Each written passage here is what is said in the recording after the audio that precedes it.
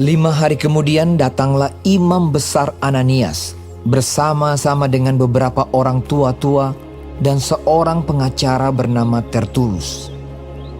Mereka menghadap wali negeri dan menyampaikan dakwaan mereka terhadap Paulus. Paulus dipanggil menghadap dan Tertulus mulai mendakwa dia. Katanya, Felix yang mulia, oleh usahamu kami terus-menerus menikmati kesejahteraan, dan oleh kebijaksanaanmu banyak sekali perbaikan yang telah terlaksana untuk bangsa kami. Semuanya itu senantiasa dan di mana-mana kami sambut dengan sangat berterima kasih.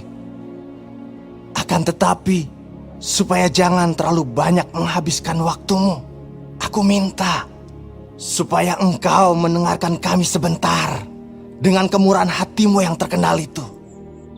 Telah nyata kepada kami bahwa orang ini adalah penyakit sampar, seorang yang menimbulkan kekacauan di antara semua orang Yahudi di seluruh dunia yang beradab, dan bahwa ia adalah seorang tokoh dari sekte orang Nasrani.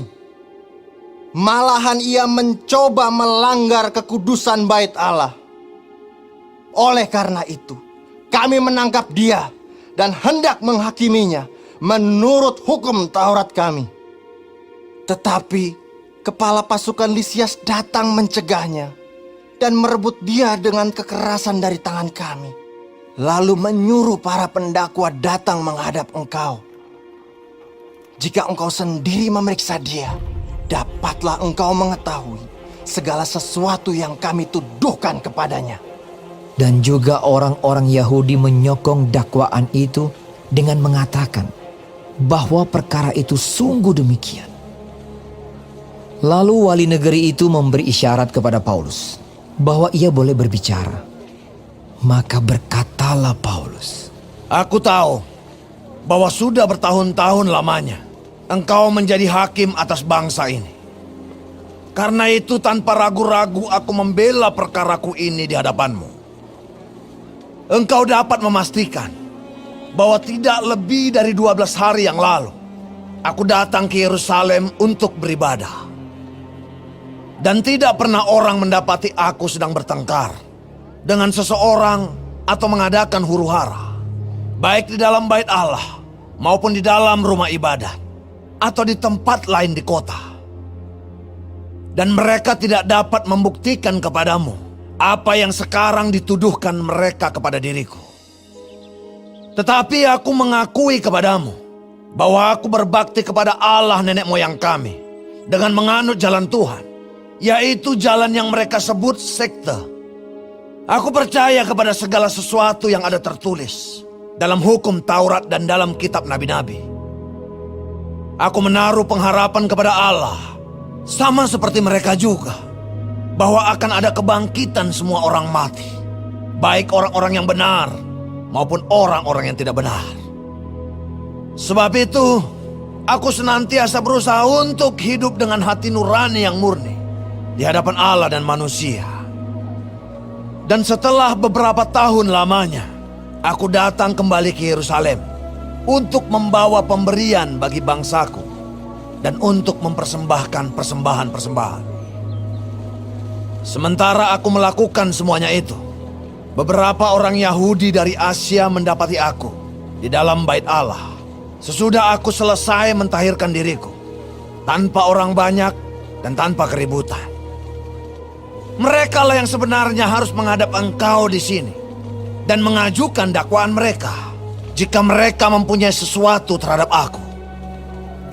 Namun, biarlah orang-orang yang hadir di sini sekarang menyatakan kejahatan apakah yang mereka dapati ketika aku dihadapkan di mahkamah agama.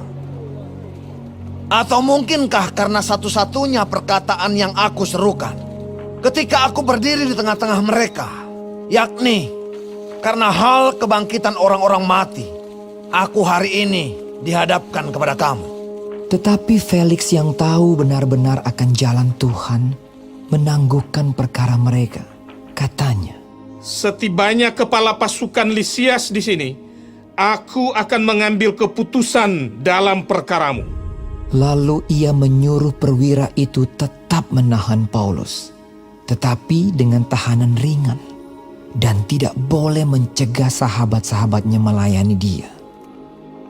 Dan setelah beberapa hari datanglah Felix bersama-sama dengan istrinya Drusilla, seorang Yahudi.